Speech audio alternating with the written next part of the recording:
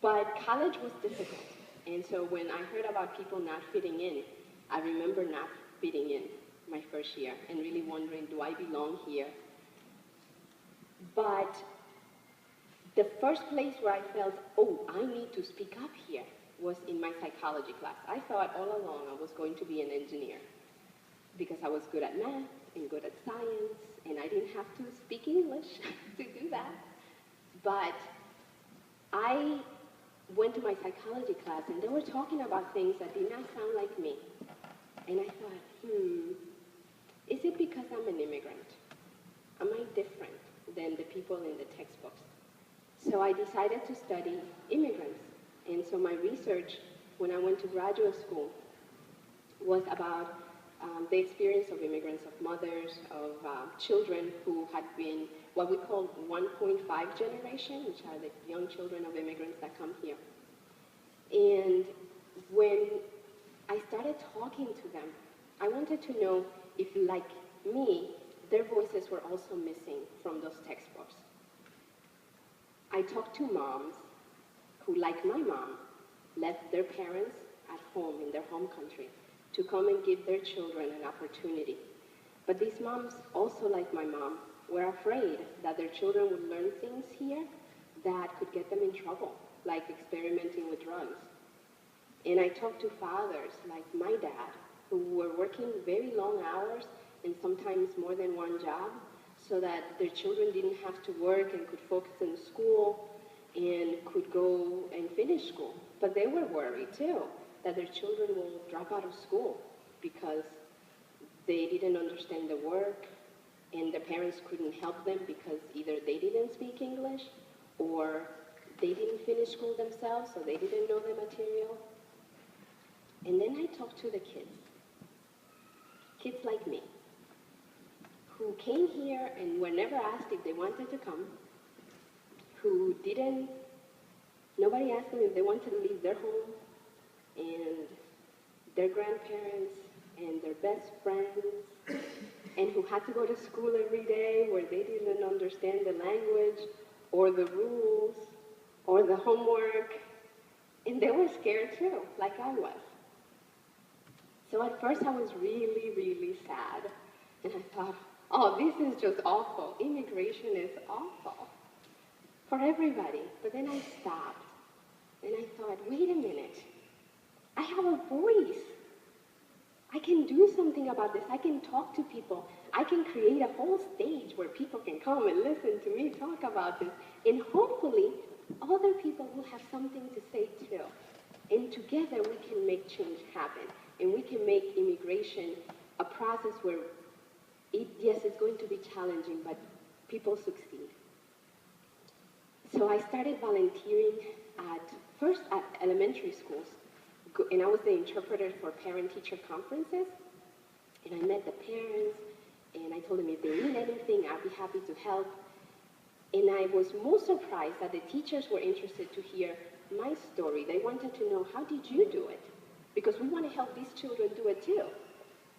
And so I told them my story. And then the teachers asked me to talk to the guidance counselors, and the guidance counselor says, oh, you need to talk to our principals, until I had a whole bunch of people working with me to help these students in this one school to succeed and make it. And when I left there, I worked with churches, and I met a lot of priests and pastors who were saying, we want to help the immigrant families to become part of our community, to become part of our churches. What do they need? And I started helping them and talking and bringing in the families so that the families could tell them what they needed. And then when I moved to Delaware, where Peter met me, I met other people who were interested also in helping students to go to college. And I knew how important that was to these families because it had been really important to my family. And we have worked very diligently for the last 7 years to make this happen, to help families. The best part, I have parents that have brought me already 3 or 4 of their children, and they come back every year. And I said, I already taught you how to do this. They said, I can learn something more.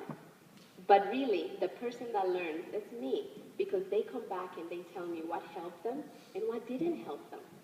So they all now have a voice too.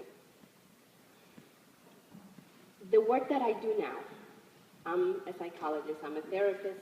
I serve immigrant families. Every day I go to work, I work with immigrant families. And I get to hear their stories, and I get to tell them that I know is challenging. Immigration is not an easy process, but that there's a lot that they can do and a lot that we can do together to make it easier, and so that everybody can succeed and achieve their goals. The families that I work with for the past 15 years continue to inspire me to go to work every day and continue to do what I do, because I see how they take the little bit that I give them, and they make so much use of it to make their families better, to make their lives better, and to make their communities better.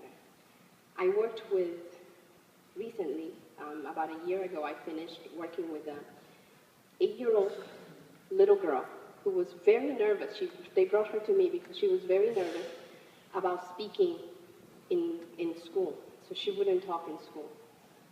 And I worked with her, and at the end of our journey together, the last day, we made a little party and we had cupcakes and things like that. And I said to her, "We've worked together a long time. What did you learn?" And she said, "I learned that it's important to speak up." And I said, "Yes, exactly. Why is it important to speak up?" And I thought she was going to say what I taught her, which is, we need to speak up because our ideas are important. We need to speak up because we get good grades when we speak up in class. We need to speak up in case we have an emergency and need help.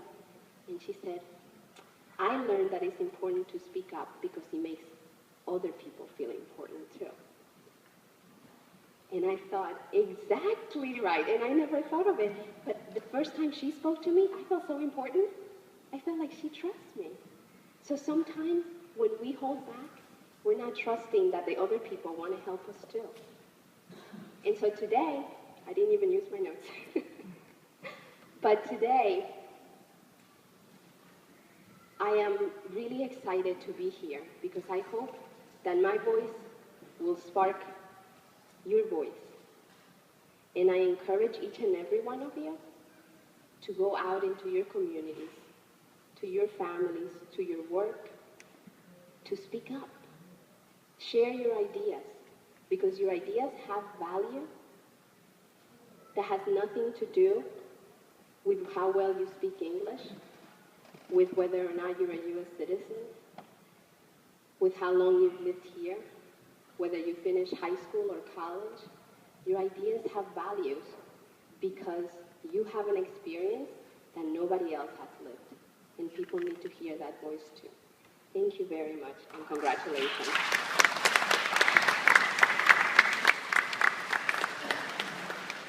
Thank you so much. Can we give her another applause, please?